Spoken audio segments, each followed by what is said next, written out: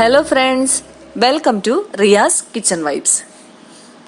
ഇന്ന് ഞാനിവിടെ തയ്യാറാക്കാൻ പോകുന്നത് ഒരു ഗാർലിക് ബട്ടർ നാൻ ആണ്.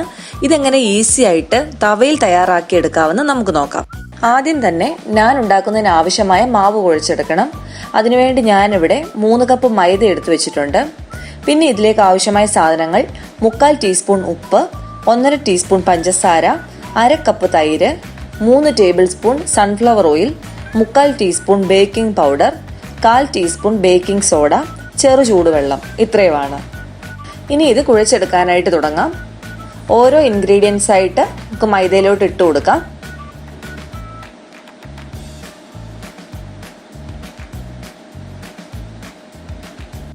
ഈ നാൻ ഉണ്ടാക്കിയെടുക്കാനായിട്ട് ഈസ്റ്റോ മുട്ടയോ ചേർക്കുന്നില്ല. ഇനി ഇതെല്ലാം കൂടെ നന്നായിട്ടൊന്ന് മിക്സ് ചെയ്തെടുക്കാം. മൈദയിൽ ഇട്ടിരിക്കുന്ന എല്ലാ ഇൻഗ്രീഡിയൻസും നന്നായിട്ട് യോജിക്കുന്ന വിധത്തിൽ മിക്സ് ചെയ്തെടുക്കാം.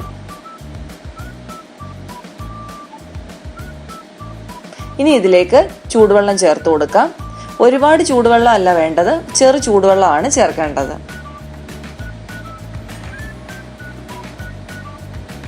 നല്ല സോഫ്റ്റ് ആയിട്ട് വേണം മാവ് കുഴച്ചെടുക്കാനായിട്ട്. ഇപ്പം മാവ് നന്നായിട്ട് കുഴച്ചെടുത്തിട്ടുണ്ട്. ഇതിൻ്റെ മുകളിലേക്ക് ഞാൻ കുറച്ച് സൺഫ്ലവർ ഓയിലും കൂടെ സ്പ്രെഡ് ചെയ്തിട്ടുണ്ട്. ഇത് ഹാർഡ് ആവാതിരിക്കാൻ വേണ്ടിയാണ് ഇങ്ങനെ ചെയ്യുന്നത്. ഇനി ഇത് 2 മണിക്കൂർ റെസ്റ്റ് ചെയ്യാനായിട്ട് വെക്കണം. ഇപ്പോൾ ഏകദേശം 2 മണിക്കൂർ കഴിഞ്ഞിട്ടുണ്ട്. മാവ് നന്നായിട്ട് റെഡിയായി വന്നിട്ടുണ്ട്. ഇനി ഇത് ഓരോ ബോൾസ് ആയിട്ട് നമ്മൾ ചപ്പാത്തിക്ക് എടുക്കുന്ന പോലെ തന്നെ എടുത്ത് നമുക്കൊന്ന് പരത്തിയെടുക്കാം.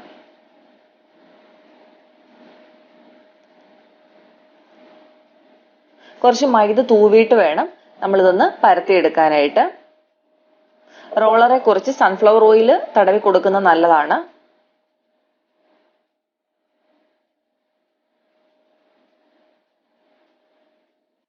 ഒരുപാട് കട്ടി കൂട്ടി പരത്തരുത്. എല്ലാ ഭാഗവും ഒരുപോലെ വേണം പരത്തിയെടുക്കേണ്ടത്. ഇതിലേക്ക് ഞാൻ കുറച്ച് ഗാർലിക്കും മല്ലിയിലയും കൂടെ ഇട്ട് കൊടുത്തിട്ടുണ്ട്.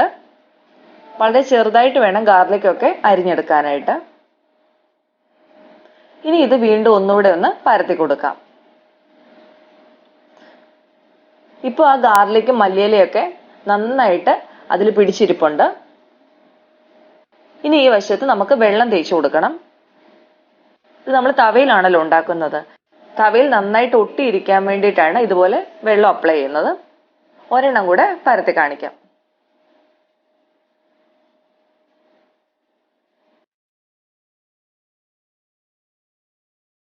മുമ്പേ ചെയ്ത പോലെ തന്നെ വെളുത്തുള്ളിയും മല്ലിയിലയും അതിൽ ഇട്ട് കൊടുത്തിട്ടുണ്ട്. വീണ്ടും ഒന്നും കൂടെ പരത്തിയെടുത്തിട്ടുണ്ട്. ഇപ്പൊ റെഡി ആയിട്ടുണ്ട്. ഇനി നമുക്ക് ചുട്ടെടുക്കാനായിട്ട് തുടങ്ങാം. ഞാൻ തവ നന്നായിട്ട് ചൂടാക്കാൻ വെച്ചിട്ടുണ്ട്. നിങ്ങളുടെ ഇരുമ്പിന്റെ ഒക്കെ പാത്രങ്ങൾ ഉണ്ടെങ്കിൽ അതാണ് ഏറ്റവും നല്ലത്. ഇതിലേക്ക് ഞാനിപ്പോൾ ആദ്യത്തെ നാൻ ഇട്ട് കൊടുത്തിട്ടുണ്ട്. ഇപ്പം നിങ്ങൾക്ക് നോക്കിയാൽ അറിയാം, അതിൽ ബബിൾസ് വന്ന് തുടങ്ങിയിട്ടുണ്ട്. ഞാൻ ഈ തവ തിരിച്ചു പിടിക്കുകയാണ് ചെയ്യുന്നത്.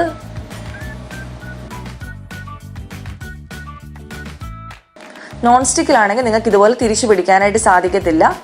നാന് ആ പാത്രത്തിൽ സ്റ്റിക്കായിട്ട് ഇരിക്കത്തില്ല. ഇപ്പം നാന് റെഡി ആയിട്ടുണ്ട്. മുകൾ ഭാഗമൊക്കെ നന്നായിട്ട് ആയിട്ടുണ്ട്. ഇതിലേക്ക് ഞാൻ കുറച്ച് ബട്ടർ കൂടെ സ്പ്രെഡ് ചെയ്ത് കൊടുക്കുന്നുണ്ട്. നിങ്ങൾ ഇത് പ്ലേറ്റിലോട്ട് മാറ്റിയതിന് ശേഷം വേണം ബട്ടർ സ്പ്രെഡ് ചെയ്യാനായിട്ട്. ബട്ടർ തേച്ച് കഴിഞ്ഞിട്ട് ഇത് കുക്ക് ചെയ്യാൻ പാടില്ല. അപ്പം ഞാൻ ക്യാമറ കാണിക്കാനുള്ള സൗകര്യത്തിന് വേണ്ടി അതിൽ വെച്ച് തന്നെ സ്പ്രെഡ് ചെയ്തതേ ഉള്ളൂ. നിങ്ങളിത് പ്ലേറ്റിലോട്ട് മാറ്റിയതിന് ശേഷം വേണം സ്പ്രെഡ് ചെയ്യാനായിട്ട്. ഇനി ഇങ്ങനെ സ്പ്രെഡ് ചെയ്താലും പെട്ടെന്ന് എടുത്ത് മാറ്റണം. ഇപ്പം നോക്കിയാൽ കാണാം, 2 വശവും നന്നായിട്ട് ആയി വന്നിട്ടുണ്ട്. നല്ല സോഫ്റ്റാണിത്. കണ്ടോ, നന്നായിട്ട് തന്നെ, അത് ഹാർഡൊന്നും ആയിട്ടില്ല, നല്ല സോഫ്റ്റായിട്ട് തന്നെ ഇരിപ്പുണ്ട്. ഇനി ഇത് മാറ്റാം. അടുത്ത നാൻ ഇട്ട് കൊടുത്തിട്ടുണ്ട്. ഇപ്പോഴും നിങ്ങൾക്ക് നോക്കിയറിയാം, ഈ ബബിൾസ് വരുന്ന സമയത്താണ് ഇതുപോലെ നമ്മൾ തീയിലേക്ക് കാണിച്ചു കൊടുക്കേണ്ടത്. നന്നായിട്ട് അതിൻ്റെ മുകൾ വശമൊക്കെ ആയി വന്നിട്ടുണ്ട്. പക്ഷെ അത് നല്ല സോഫ്റ്റ് ആയിട്ടാണ് ഇരിക്കുന്നത്. കുറച്ച് ബട്ടർ സ്പ്രെഡ് ചെയ്തിട്ടുണ്ട്. ഇപ്പോൾ കുട്ടികൾക്കൊക്കെ വേണ്ടി കൂടെ ഉണ്ടാക്കുന്ന സമയത്ത് അവർക്ക് ഒരുപക്ഷെ വെളുത്തുള്ളി ഇഷ്ടമായിരിക്കത്തില്ല. അങ്ങനെയാണെങ്കിൽ നിങ്ങൾ ആ വെളുത്തുള്ളി ഒഴിവാക്കണം കേട്ടോ. ഇങ്ങനെ നമ്മൾ അടുപ്പിലേക്ക് തവ കാണിച്ചുണ്ടാക്കുന്ന ആ രീതി കുറച്ച് ബുദ്ധിമുട്ടാണ്. കാരണം എന്താ വെച്ചാൽ നമ്മുടെ കയ്യിലോട്ടൊക്കെ നന്നായിട്ട് ആ ഫ്ലെയിമിന്റെ ചൂടടിക്കുന്നുണ്ട്. കണ്ടോ, നോക്കിയാറിയാം നല്ലതായിട്ട് അത് സോഫ്റ്റ് ആണ്. കണ്ടോ, നല്ല സോഫ്റ്റ് ആണ്. ഇനി ഞാൻ വേറൊരു മെത്തേഡിൽ ഇതുപോലെ തവ എടുത്ത് ഇങ്ങനെ മറിച്ചു പിടിക്കാൻ ബുദ്ധിമുട്ടുള്ളവർക്ക് വേണ്ടി വേറൊരു മെത്തേഡാണ് കാണിച്ചു തരുന്നത്. ഇപ്പൊ ഞാൻ ആ നാൻ ഒന്ന് തിരിച്ചിട്ട് കൊടുത്തിട്ടുണ്ട്. ഇനി ഇത് ഞാൻ ഇതുപോലെ തീയിലേക്ക് കാണിക്കുകയാണേ. നിങ്ങൾക്ക് ഡയറക്റ്റ് തീയിൽ കാണിച്ച് നാൻ ഉണ്ടാക്കിയെടുക്കാനാണ് ഇഷ്ടമെങ്കിൽ ഈ രീതിയായിരിക്കും എളുപ്പം. ഇപ്പൊ നമ്മളുടെ നാൻ കുക്കായി വന്നിട്ടുണ്ട്. ഇതിലേക്ക് ബട്ടർ തേച്ച് കൊടുക്കുകയാണ്. ഇനി നോൺ സ്റ്റിക്ക് പാത്രം മാത്രമേ കയ്യിലുള്ളൂ എന്നുള്ളവർക്ക് വേണ്ടിയുള്ളൊരു മെത്തേഡാണ് കാണിക്കുന്നത്. ഇതുപോലെ 2 വശവും തിരിച്ചിട്ട് നമുക്ക് കുക്ക് ചെയ്തെടുക്കാനായിട്ട് സാധിക്കും. അടിപൊളിയായിട്ട് തന്നെ ഞാൻ കിട്ടുകയും ചെയ്യും, കുഴപ്പമൊന്നുമില്ല.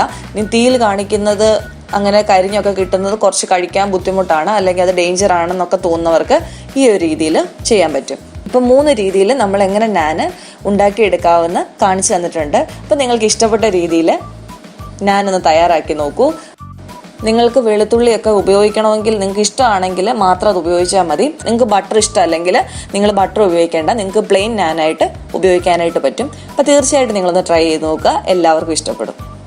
നിങ്ങളുടെ അഭിപ്രായങ്ങൾ അറിയിക്കുക. അപ്പോൾ ഇന്നത്തെ റെസിപ്പി എല്ലാവർക്കും ഇഷ്ടമായെന്ന് വിചാരിക്കുന്നു. ഇഷ്ടമായെങ്കിൽ ലൈക്ക് ചെയ്യുക, കമൻറ്റ് ചെയ്യുക, ഷെയർ ചെയ്യുക.